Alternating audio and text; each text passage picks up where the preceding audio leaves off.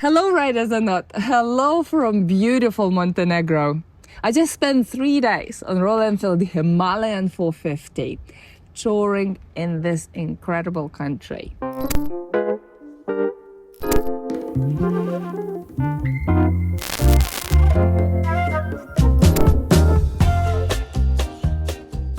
I did a tour with Wild Sherpas motorcycles, and it is not the first time I'm riding with them. I came here last year and I came back. Montenegro. Small country, big character. It covers just over 13,000 square kilometers, smaller than Northern Ireland, and fewer than 620,000 people lives here. That's less than some European cities. This land's been through everything: invasions, wars, collapse and rebirth, and still stands, proud and quiet, still called Crna Gora, the Black Mountain. It became independent again in 2006. Since then, it's been rewriting its story, balancing old stone towns and Orthodox churches with open roads and a future it's building on its own terms. And for people like me, who feel more at home on two wheels than everywhere else, this place is pure freedom. The roads here twist like instinct. Cliffs, sea, forest, sky can be all in an hour. And always the feeling that the land is wild, but watching you.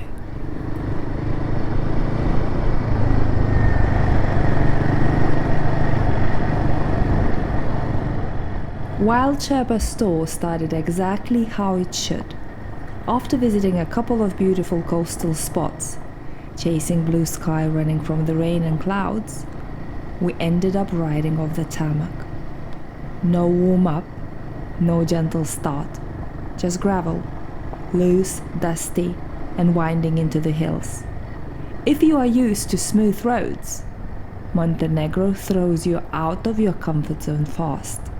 1 minute you are gliding through the perfect asphalt bends, the next you are riding gravel, often along the cliff edges, or navigating cracked, worn mountain roads that feels almost forgotten. But that's part of the ride here. It sharpens your skills, it forces you to stay present, and it reminds you this is real riding. That's why Wild Sherpa's bike choice is spot on. Royal Enfield Himalayans, either 411 or 450. You'll see us take them through everything: hidden roads, riverbanks, mountain fields, and back on the perfect tarmac twists that make your whole body smile. Montenegro is still wild and open, and on the Himalayan you can go anywhere your curiosity takes you. Last time here I rode 411, this time I'm on 450. And if I had a choice, the Himalayan 450 is the perfect match for this country.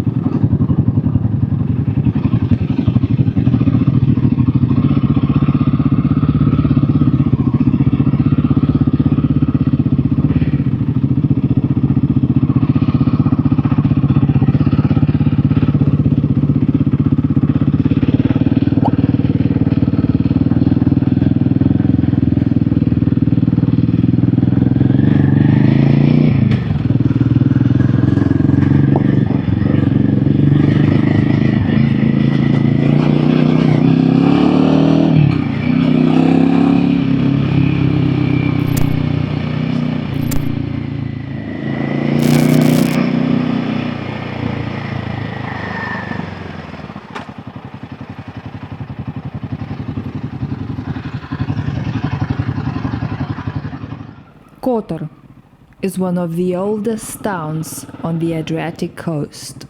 It dates back to Roman times, around 2nd century BC. Later it was a part of the Byzantine Empire, and for a long time it was ruled by Venetians. That's where the architecture came from. You can still see the lion symbols carved into the walls. Over the centuries, Kotor survived earthquakes, wars and invasions. Even today, the old city walls are still standing over 4 kilometers long, climbing into the mountains above the town. It's also a UNESCO World Heritage Site, not just for the town but for the entire bay. They call it Europe's southmost fjord, even though technically it's a bay, not a fjord. It's small but full of stories. And just being here, walking through the old streets, you can feel how much this place has seen.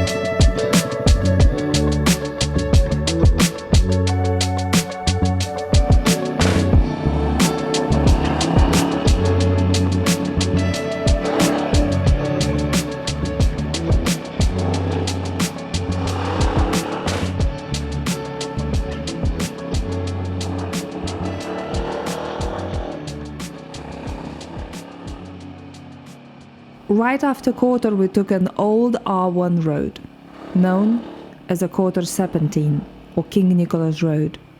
I actually remembered it from last year, and to be honest with you, this was already my third time riding it. As soon as I arrived in Montenegro and settled in with wild Sherpas, on the first evening, before the tour even started, I just grabbed the bike and went for a solo ride.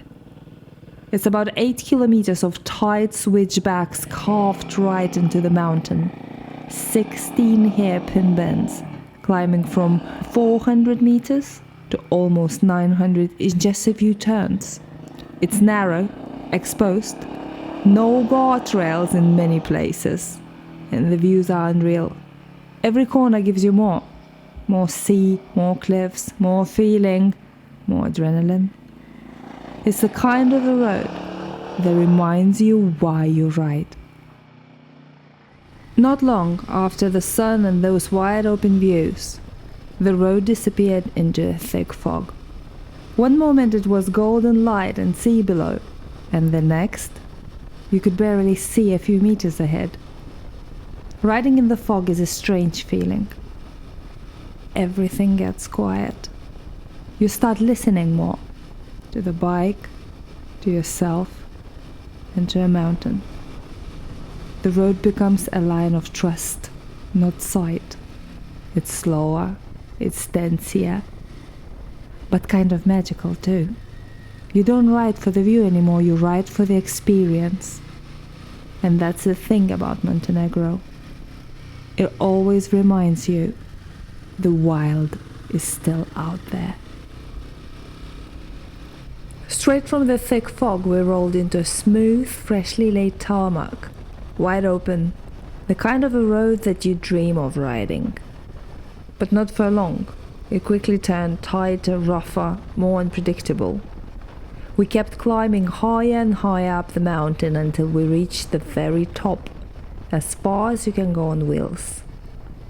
And there was the snow.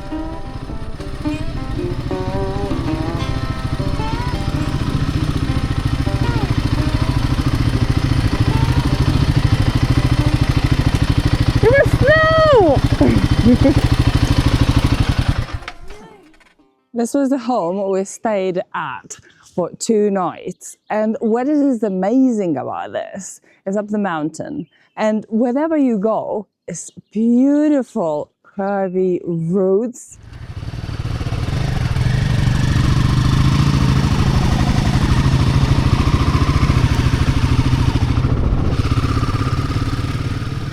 We spent 2 nights in the same place, and yet it felt like we crossed through different worlds. That's the magic of Montenegro. From one base we rode coastal curves with the sea glittering on one side, and just hours later we were carving through the steep mountain switchbacks. Cooler air, sharper, more silent. The contrast is unreal, and it all feels so close. Montenegro is small on the map, but huge in experience. About 96% of the landscape is mountainous, with peaks and deep valleys shaping almost every road. You can literally ride from Adriatic Sea to the Alpine highlands in under 2 hours. The diversity is packed and tight. Wild coastlines, ancient forests, river canyons, and 5 national parks. It's like someone folded an entire continent in one country. The roads reflect this too. You get narrow, winding mountain passes that test your focus, and then smooth, open stretches where you can breathe and take it all in. There is just one motorway in the entire country. The rest is unforgettable.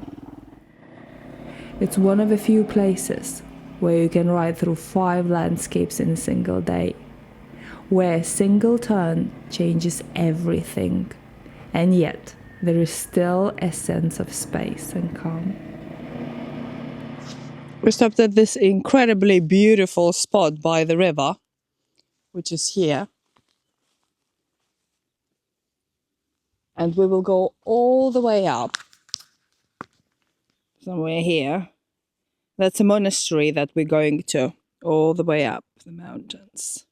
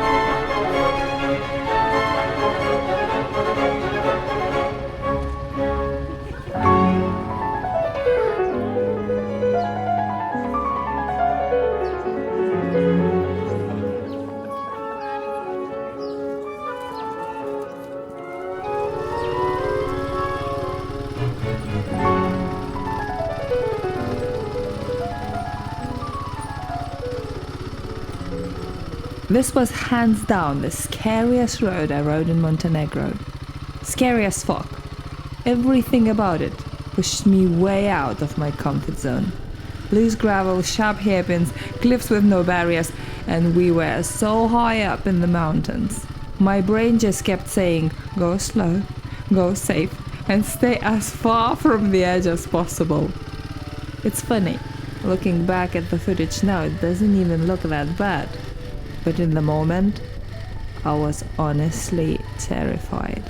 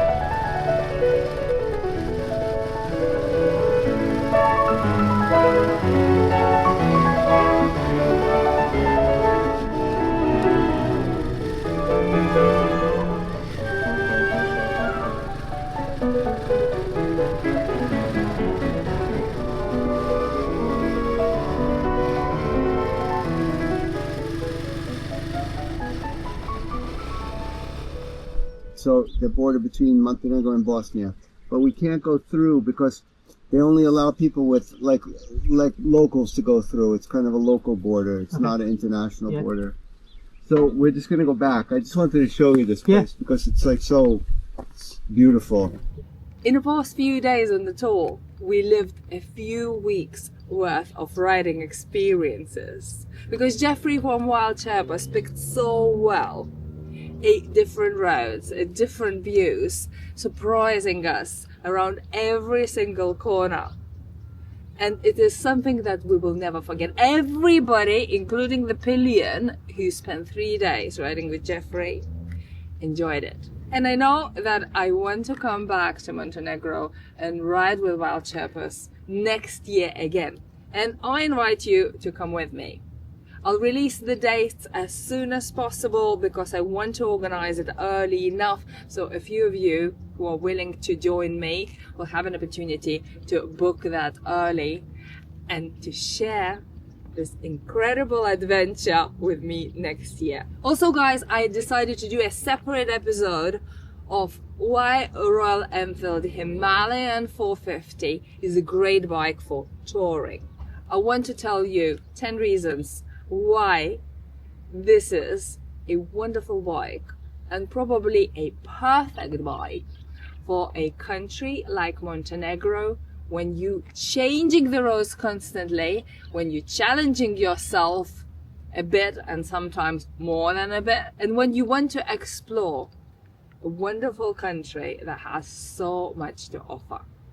That's it for today guys. Thanks for watching and I'll see you on the next one.